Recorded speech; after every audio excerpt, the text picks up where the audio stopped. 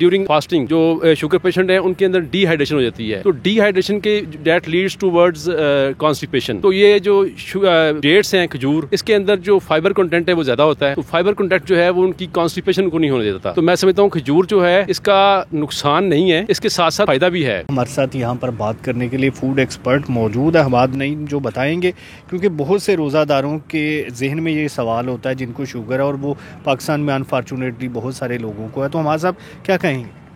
جی السلام علیکم. رمضان کا بابرکت مہینہ ہے, اور سب سے پہلے تو نبی پاک صلی اللہ علیہ وسلم کی سنت ہے افطاری میں جو ہے وہ افطار جو ہے وہ کھجور سے کرنا چاہیے. تو جہاں تک بات ہے ڈائبٹیز پیشنٹ کی, تو اگر تو بہت زیادہ سویئر ڈائبٹیز ہے اور کسی بھی طریقے سے کنٹرول نہیں ہو پا رہی, آپ کی ڈوزز میڈیکیشن کی بہت زیادہ ہے, تو کھجور کھانے سے بالکل اجتناب کیا جائے, کیونکہ کھجور کے اندر جو ہے وہ ریڈیلی اویلیبل گلوکوز اور فریکٹوز ہے جو آپ کی بلڈ شوگر کو اسپائک دیتا ہے. اگر آپ بارڈر لائن ڈائبیٹک ہیں یا مائلڈ آپ کی ڈائبٹیز جو ہے وہ کنٹرول میں ہے, تو پھر آپ ایک کھجور کے ساتھ بالکل ضرور کھجور کے ساتھ روزہ افطار کریں, کیونکہ کھجور جو ہے وہ ایک بہت اچھی کمپلیٹ ڈائٹ کی جو ہے نا کنسٹیٹوئنٹس اس کے جو ہیں بہت اچھے ہیں. اس کے اندر میگنیشیم ہے, آئرن ہے, پوٹاشیم ہے, جو آپ کے بلڈ شوگر لیولز کو, میگنیشیم بلڈ شوگر لیولز کو بھی کنٹرول کرتا ہے. آپ کا پوٹاشیم جو ہے وہ آپ کے مسلز کے لیے بہت ضروری ہے, آئرن آپ کے بلڈ کے لیے بہت ضروری ہے. اس کے علاوہ سارے دن میں آپ کی جو انرجی ڈپلیٹ ہوئی ہوئی ہے, تو اب آپ جب یہ لیتے ہیں کھجور لیتے ہیں, تو اس کی جو شوگرز ہیں وہ کمبائنڈ ود اٹس دوسرے کنسٹیٹوئنٹ جیسے ڈائٹری فائبر ہیں, تو آپ کو باڈی کو جو ایک ریپڈ بوسٹ ملتا ہے. بجائے اس کے کہ آپ ڈائریکٹ شوگر پروسیس شوگر لیں اپنی انرجی بوسٹ کے لیے, بہتر ہے کہ آپ کھجور لیں جس سے آپ کو جو ہے وہ بوسٹ ملے. ڈائبٹیز پیشنٹس کے لیے بالکل احتیاط ضروری ہے, وہ ایک کھجور سے روزہ افطار کریں, اس کے بعد پانی پئیں. اگر ڈائبٹک نہیں ہے, بارڈر لائن ہے, تو ایک دو کھجوریں لینے سے آپ کو کوئی حرج نہیں ہے. جو سویئر ڈائبٹک ہیں وہ ضروری احتساب کریں, اپنے ڈاکٹر نے جیسے آپ کو ہدایت کی ہے ویسے اس کو استعمال کریں. اس کے ساتھ ساتھ کھجور کے اور بینیفٹس جو ہیں وہ میں بتاتا چلوں. جو نان ڈائبٹک ہیں یا بارڈر لائن ڈائبٹک ہیں ان کے لیے جو ہے وہ جو کانسٹیپیشن کے مسئلے ہیں جن لوگوں کو, اس کے لیے اس کے اندر ڈائٹری فائبر کھجور کے اندر ہوتا ہے, بہت اچھا ہے صحت کے لیے.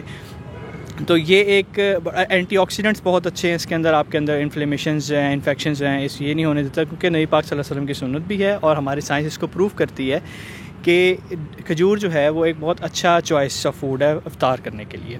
ناظرین, ہمارے ساتھ ماہر پھلدار اجناس ڈاکٹر زاہد رشید بھی موجود ہے, ان سے بھی جانتے ہیں. ڈاکٹر صاحب بتائیے گا افطاری میں کھجور کے حوالے سے کیا کہیں گے؟ شوگر پیشنٹ کے لیے کتنی ضروری ہے یا بالکل بھی نہ لے؟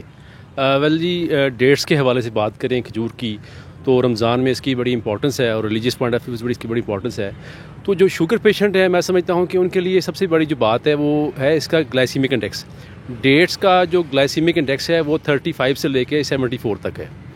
تو ایسی ڈیٹس کی ورائٹیز جن کا گلائسیمک انڈیکس کم ہو, لائک جن کا 40 to 42 ہو, وہ جو لو گلائسیمک انڈیکس والی ورائٹیز ہیں شوگر پیشنٹ وہ یوز کر سکتے ہیں. لائک اس میں خلاص ہوگی ورائٹی یا بری ورائٹی ہوگی, ایسی ورائٹیز جو ہیں وہ کھا سکتے ہیں. اور اس کے ساتھ ساتھ جو کھجور ہے, میں اس کے بارے میں بتانا چاہوں گا کہ جب ڈیورنگ فاسٹنگ جو شوگر پیشنٹ ہیں ان کے اندر ڈی ہائیڈریشن ہو جاتی ہے, تو ڈی ہائیڈریشن کے دیٹ لیڈس ٹوورڈز کانسٹیپیشن. تو یہ جو ڈیٹس ہیں کھجور, اس کے اندر جو فائبر کنٹینٹ ہے وہ زیادہ ہوتا ہے. تو فائبر کنٹینٹ جو ہے وہ ان کی کانسٹیپیشن کو نہیں ہونے دیتا. تو میں سمجھتا ہوں کھجور جو ہے اس کا نقصان نہیں ہے, اس کے ساتھ ساتھ فائدہ بھی ہے. لیکن جو اس کی کوانٹٹی ہے, صرف ایک کھجور کا استعمال کریں شوگر پیشنٹ جو ہے. میں یہ میری ریکمنڈیشن ہے جی.